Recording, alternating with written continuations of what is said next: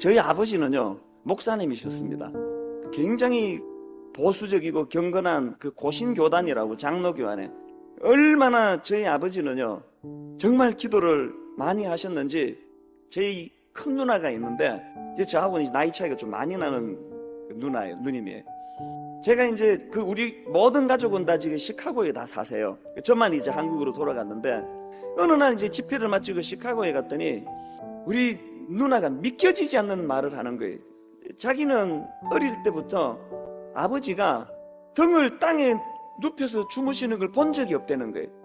항상 그 새우잠 있잖아요. 이렇게 엎드리셔가지고 이렇게 베개를 놓고 거기에 무릎을 꿇고 엎드리셔서 기도를 하시다가 깜빡 주무시다가 또 기도를 하시다가 깜빡 주무시다가, 그래서 등을 허리에 펴서 주무시는 걸 본 적이 없대.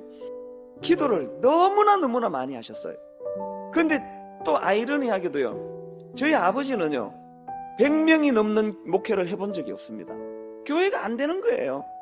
여기 조그마한 교회에서 무슨 그렇게 싸움들을 많이 하는지 저는 그 상처가 있어요. 그래서 교회에서나 싸우는 사람들은 용서하지를 않아요. 그 이제 어느 날 교회도 뭐 조그만한 교회예요. 그 몇십 명도 안 되는 교회인데, 이게 또 어떤 아줌마들끼리 싸움이 붙었어요. A팀, B팀이 나눠가지고 막 이렇게 싸우는데, 저 같으면은 뭐 그거 뭐 수습이 간단하잖아요. 이쪽 대표 쭉 불러가지고 그냥 교회를 떠나든지 고치든지 하라고 이렇게 이렇게 세게 이야기하면 다들 이렇게 쑥 들어가더라고요. 해보니까. 우리 아버지는 그런 저 같은 이런 날라리 목사가 아니었나 봐요. 성도들의 그런 문제가, 교회가 어려움이 있고 이러니까요, 또 이제 짐을 싸들고 산으로 가신 거예요. 그때는 교회가 좀 심각했나 봐요. 40일 작정을 했습니다. 금식 기도를. 근데 조금 무모하셨어요. 물도 안 드시고 금식을 하셨어요. 40일 금식을 하셨는데, 불행하게도 17일째 되던 날 부작용이 생겨서 돌아가셨습니다. 나 이해가 안 되는 거예요. 하나님도 이해가 안 되고 아버지도 이해가 안 되는 거예요. 무슨 그냥 그 별나게 저렇게 기도를 먹어가면서 기도를 하지, 뭘 저렇게 어린 생각에 저렇게 그냥 물도 안 드시고 저렇게 당연히 그건 죽지, 그건 누가 살겠냐고. 왜 아버지도 이해가 안 되고 또 하나님도 이해가 안 돼요. 그거 진짜 살아있나? 살아있으면 어떻게 저렇게 무기력하게, 아니 교회를 위해서 그렇게 불같이 기도를 했는데, 교회를 그냥 그 아줌마들 다 회개시키고 수습을 해가지고 교회가 불같이 일어나야지 그게 하나님 살아있는 게 되지. 저렇게 그냥 담임 목사는 뭐 금식 기도하다가 비참하게 죽어버리고 나면 그럼 뭐 어떻게 하나님을 증명을 하느냐고요. 근데 나 또 우리 어머니 또 이해가 안 돼요. 난 이해 안 되는 사람이 너무 많아요. 그 남편이 그렇게 하나님 위해서 애썼는데 하나님이 무정하게 그 남편을 먼저 세상 말로 죽게 만든 거 아닙니까? 뒤를 안 봐주시고. 그러면 세상에 여러분 그런 이야기 있잖아요.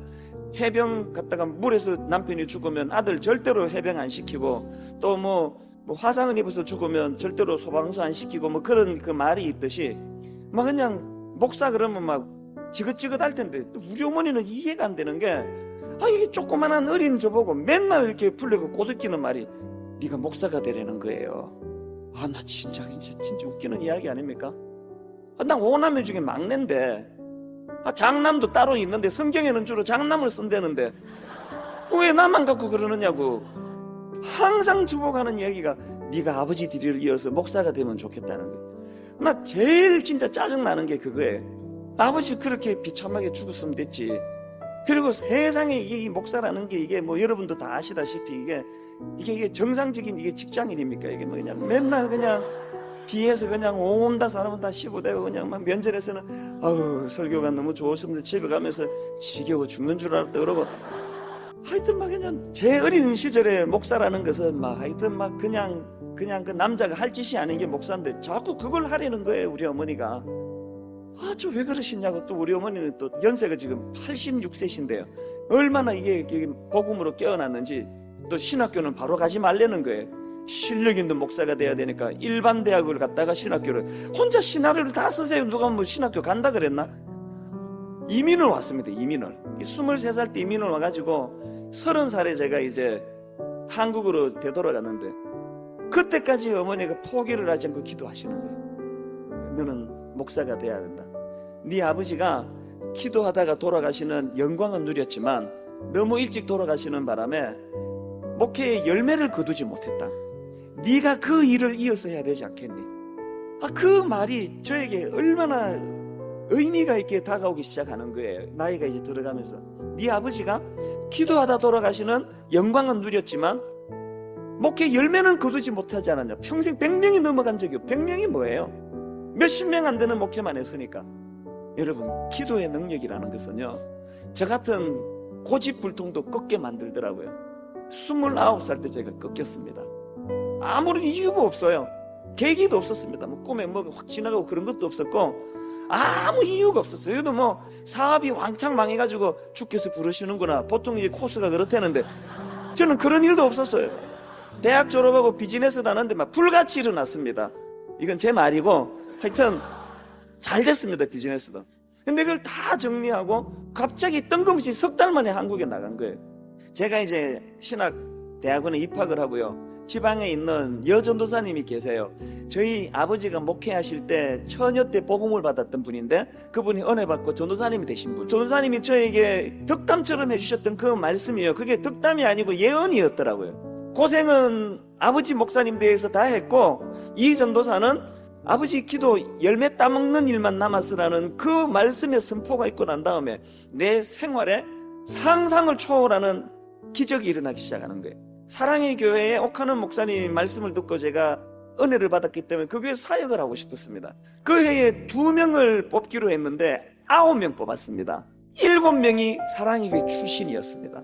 저에 대해서 아무것도 모르던 그 전도사님이요, 하나님이 이 찬수 전도사 사랑의 교회에 넣어주시려고 안간힘을 쓰는 게 자기 눈에 보여지더래요. 그래서 사랑의 교회에 들어갔습니다. 사랑의 교회 10년 목회하는 동안에 교사들과 음성 높이면서 의견 차이 나가지고 싸운 적이 한 번도 없어요. 분당에 교회를 개척하는데요, 그때 창립 멤버 기도 모임 35명쯤 할 때, 그런데 말도 안 되는 거예요. 그해 연말서부터요 딱 50명씩 줄 세워서 보내주시는 거예요. 이게 믿겨지지가 않아요. 이런 식이에요. 지난 275명이 왔다면요, 다음 주 325명이 와요. 그 다음 주 370명이 와요. 같은 경우는 어른 목회를 해본 적이 없습니다. 그리고 고분고분 설교하지도 않아요. 분당 우리 교회에서는 막 얼마나 사납게 설교하는지 아십니까? 목회를 막 저는 뭐 제멋대로 해요. 그냥 제가 기분 내키는 대로 해요. 그런데 이해가 안 되는 일이 막 일어나는 거예요. 제가 지금 무슨 말씀을 드리고 싶은가 하면요, 기도가 능력이에요. 여러분 당대에 응답이 안 된 것들은요, 이자까지 쳐서 그 다음대로 그게 전수가 되는 게 그게 기도예요.